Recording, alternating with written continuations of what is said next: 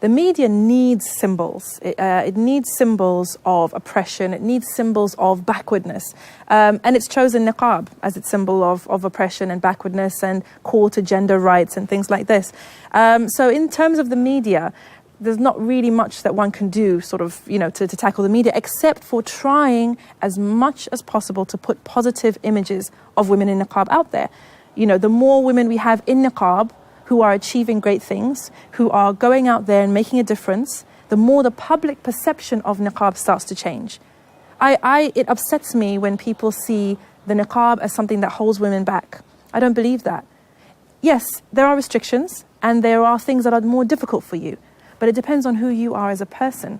Because if you are hardworking, if you are determined, if you believe in yourself, if you have great ideas, if you're a people person, the niqab makes no difference, because people will get over that by the force of your personality. I believe that because that's been my experience. Within my work, I've gone into schools, I've lectured in university halls, I've been on television, on radio, etc., talking about other things, not only the niqab. And at the end of the day, if you're an intelligent woman, you're intelligent whether your face is showing or not. If you're funny whether your face is covered or not. If you're kind whether your face is covered or not. And it's up to society to be open to receiving what women in niqab have to offer, and it's also up to women in niqab to go out there and make a space for themselves and make that space where they can contribute to society. Dr. Leila Ahmed's famous book, A Quiet Revolution, explored the phenomenon of the spread of hijab in the US. But to study this phenomenon, she had to study it in Egypt first. The idea that Islam oppressed women and therefore you needed imperialists to liberate Muslim women was a British imperial idea. It developed in the 19th century, late 19th century, when and it was very strong in Egypt, but also in India. And of course, the imperialists believed not only Islam, they believed Hinduism, and anything that was not British and white was oppressive to women. So they justified their reasons for ruling in these places and for retaining power and refusing to give the local people power was that their way of life, their religion was superior and Islam was inferior. In the late 19th century, when the British began to propound the idea that the sign of Islamic inferiority was the hijab, in fact, Christians, Jews, and Muslims in Cairo all wore some form of head covering. So Qasim Amin published a book in 1899. He studied in Europe, by the way. He was an Egyptian lawyer who studied in France and was very close to the French, and in Egypt he was close to the British rulers. And he wrote a book calling for the end of hijab and for women's unveiling. Because he argued that this was necessary for the progress of the nation, not just for the women, but the progress of the nation. And this became something widely accepted by the ruling classes of Egypt. And that was why, historically, why people like me and my mother never wore hijab, because we were the products of an era which inherited the British belief that hijab was a sign of Muslim inferiority and therefore we don't need to wear it. When I began to think about the question in the mid-1990s, the hijab was very rare still in America. I had no students who wore hijab back then. So at that point I began to ask myself, so why are they wearing hijab in America? I didn't wear it in Egypt 50 years ago. It doesn't mean we gave up Islam, but why is it becoming now important? And in order to answer that question of why women in Cambridge, Massachusetts, in the United States were wearing hijab, I found myself I had to go back and study Egypt, because Egypt was the source of the spread of the wearing of the hijab in the second half of the 20th century. And again, let me speak personally, I began by assuming that the fact that they were wearing it was something anti-feminist, something patriarchal. They were accepting some patriarchal way of thinking about women. And I began by thinking, well, it must be some kind of fundamentalist, anti-Western Islam. That was my starting point. And you can see how my own assumptions were marked by my own heritage, growing up in Egypt in the era when colonial ideas of the inferiority of Islam or the backwardness of veil were normal. I grew up in that world, and many people of my generation some people are very angry at women wearing hijab today. And I started not by being angry, but by being baffled. And I wanted to answer, what does it mean? Are they fundamentalists? Are they anti-feminists? What is it? I found that there were lots of reasons, practical reasons. Now, I'm leaving aside the question of the religious belief. You know, one can just assume that that's an important key element.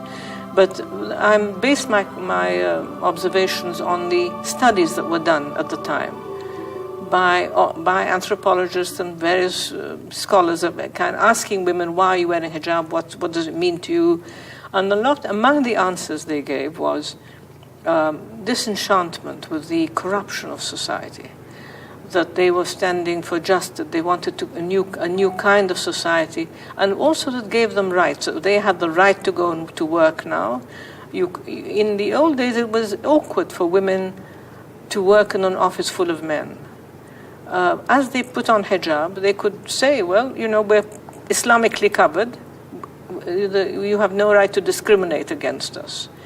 And so this was a way of getting jobs, and it empowered them within the family, because they could tell their parents, yes, we can go out alone. If their parents objected, say, you know, we're Islamic women, and we show it in our dress, and we have the right to do this, to go out, to pursue our positions and jobs. So it did not lead to their oppression. Dr. Ahmed elaborated on the hijab being problematical for women in the US, even a danger to life, in direct contrast to Egypt, where the hijab has actually made life easier for women. In the media, there was a very strong anti-Islamic wave after 9/11. And, you know, I'm sure people heard all over the world, there were women in hijab who were attacked in the streets. I know one of my students once in one of my classes arrived in class in a terrible mess. Somebody had tried to pull her hijab off and had spat at her and pushed her off the pavement, and there were these kinds of events happening. In fact, one of the young women I asked, what does wearing hijab mean to you and why do you wear it? She said among the reasons that she wore it was the same reason that her Jewish friends, male friends, wore a yarmulke. It's a way of saying we're a minority. We have a right to be here. These are our rights, and you should respect us, and you should not be contemptuous of us. So it's an assertion. It's rather like, in terms of asserting your right and your dignity, like the afro in the 1960s. Despite Dr. Leila's discovery that the hijab frees women, some European countries have banned it in schools. We went to one of these schools and watched the girls entering. It was heartbreaking. There are also non-Muslims who find it hypocritical to prevent Muslim girls from wearing the hijab at school. Government should not prohibit wearing hijab or wearing clothes you want. If a girl can walk in a bikini, then why don't a girl can walk in a hijab? I mean, it's the same. One choice is not the same as another. If a girl comes in a miniskirt to school, then why can't a girl come protected to school? So I think it shouldn't be that way. Both men and women complement each other. They are on the same status. God has not discriminated between men and women in acts of worship or in the rewards that they get out of these acts of worship. That is why we can see that Islam has emancipated women in the sense of giving them new positions. As before Islam, there was no liberation in that sense. So we have, for example, a lady called Ashifa bint Abdullah. She used to be the administrator of the souk, or the market. And she used to have the job of a policewoman. She would hold people accountable for any cheating that happened in the market, which means that she's almost a judge in this sense. And women held several positions along the line after many years after Islam spread. They were actually also jurors. They would give juridical verdicts, and this happened in Andalusia. Women used to put lanterns at their doors to invite people to come and learn from them. Aisha, peace be upon her, herself was a scholar in her own right, and she used to disseminate the verdicts that the Prophet could not give to women concerning women issues. She was a scholar, and she actually corrected numerous Sahabas about the verdicts that they gave concerning Islam and concerning the rulings of Islam. Well, one of the extraordinary things that I found, having begun by assuming that women who wore hijab were more accepted patriarchy and were not feminist, it was very surprising for me to discover that actually some of the most feminist Muslims of the younger generation in America were women who wore hijab. They were fighting for equal rights, they were fighting against domestic violence, they were very active in all the spheres for women's rights. You know, when I watched the Tahrir Revolution, I saw a lot of women in hijab who were the ones who were calling for rights for women as well as for men. Many of these women that I'm talking about would not call themselves feminist, because feminism has, the word itself has implications about, they're not calling for equal rights in the American sense, in a way. They're calling for equality, equal justice for women. It's quite a complicated idea. I mean, it's not that they just want equality the way secular feminists want equality. There are two different ways of looking at women. There are movements in this world. One of the movements is called secular feminism, and this is basically secular gender feminism. The other one is equity feminism. Gender feminism would like to regard women as a single entity, that they are emasculated, that they are macho, that they can do anything. Maybe that would be contrary to their own natures, but they can do anything. Now, equity feminism is more or less like Islam, and it does cover all the rights that women in Islam would like to have, and that actually women in Islam have been given 1,500 years ago.